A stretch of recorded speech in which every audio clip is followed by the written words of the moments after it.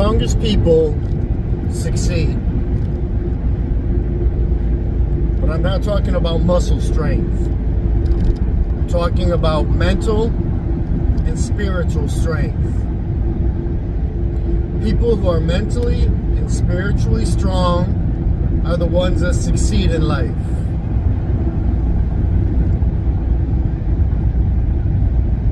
Mental and spiritual strength means that you have the ability to accept and understand criticism,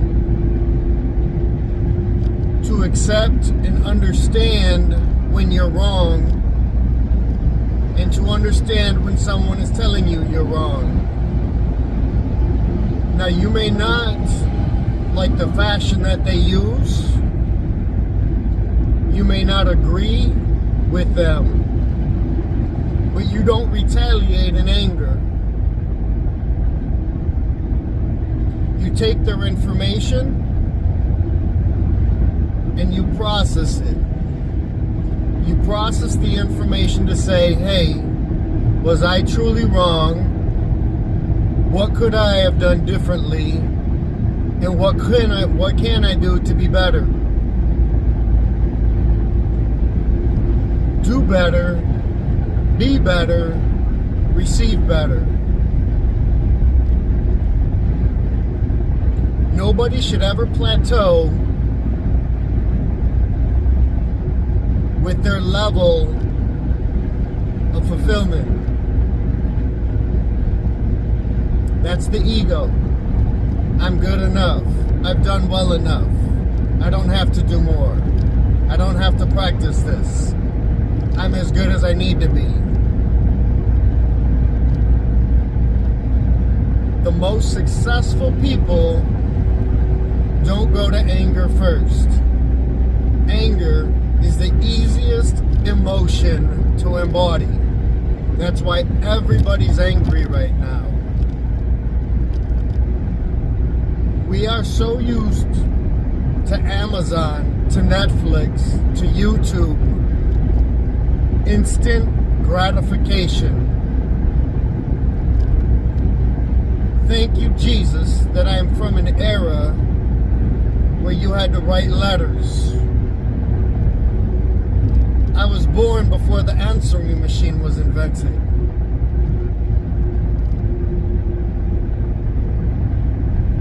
That required patience. That required understanding.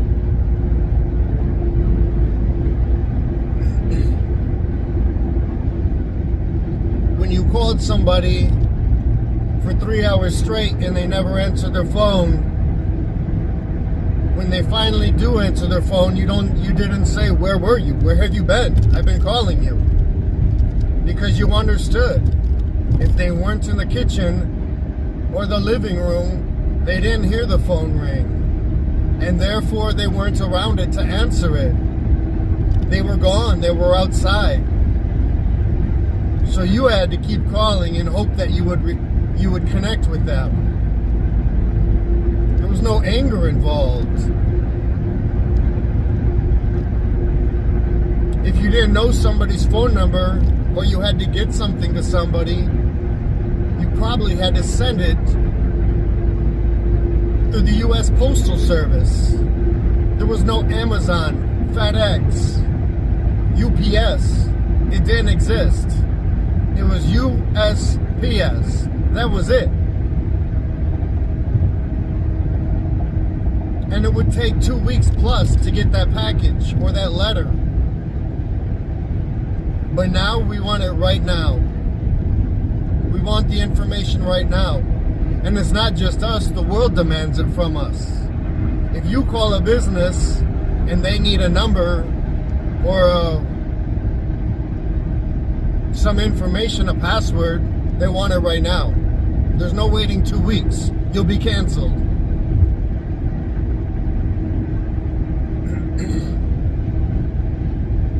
But it's taken the understanding of learning, okay, cancel me. I'm okay with that. Versus, you can't cancel me. my show's coming on.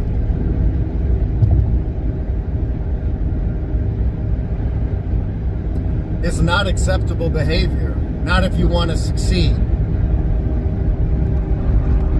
Successful people will continuously tweak their lives to become better, always. In the business industry, some people refer to management that watches your every move as a micromanager.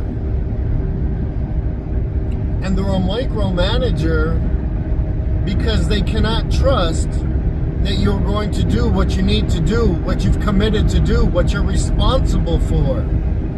And so they manage all the micro little things that you're responsible for until you can prove. Maybe not so much prove. Maybe until you build up the habits of doing what you're supposed to do. Be on time. Finish the job. Start a new job. Look for more tasks. Look around and see what you can do to improve your situation. If something is unorganized, organize it.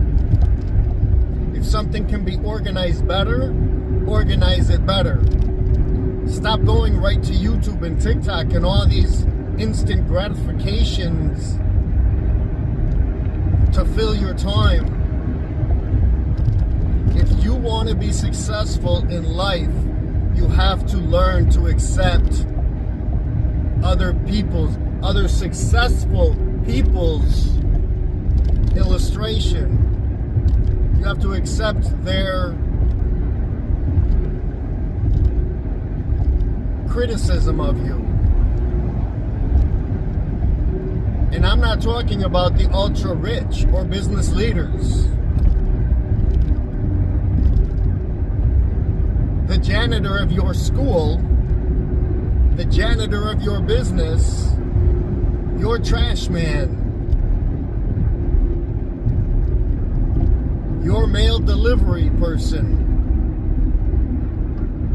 They may be successful here and here. They're just not interested in competing financially with the world. Just because somebody doesn't have a degree doesn't mean they're not successful. Just because somebody's not a CEO or a board member doesn't mean they're not successful. Success isn't here. That's the American way. That's the new American way. Since 2000. Success is here first. Success is here first. Success has nothing to do with money. Success is peace and happiness. I would rather be a peaceful person and a happy person than a rich person, by all standards. People who win the lottery of billions of dollars, you go ahead and embrace that misery. It will destroy you. It will. Now I'll go ahead and win a couple million. That'll get me through. Don't get me wrong. But you gotta find success. You gotta find talent. You gotta find the ability. You gotta find the ability to manage yourself. You should manage yourself like a business. You should have a budget. You should have goals. You should have responsibilities. You should have follow through every single day. You can't go, oh, well, I'm too tired. You can't go to school or work and say, oh, I'm too tired to do the test today. No, you got to do the test today. That means maybe you got to do the laundry. You got to do the dishes. The lawnmower's broken, so you got to take it to the shop. You have responsibilities. When you let these responsibilities stack up and build up, that becomes anxiety, stress, depression, and you turn to things for instant gratification. And that's toxic behavior. That's all I gotta say. Fix yourself. Apologies. So I ended that very abruptly because I was pulling into my place of work. But I've still got some time before I've got to clock in. So you fix yourself through other people. It's very hard to fix yourself through yourself because you think you're doing everything right and it's the world that's holding you down, but it's not. You're probably not doing everything right and you're holding yourself down. You have to learn from other people.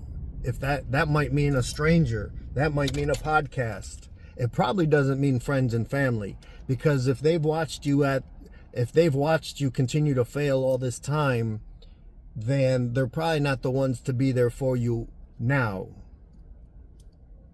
You have to seek help on your own.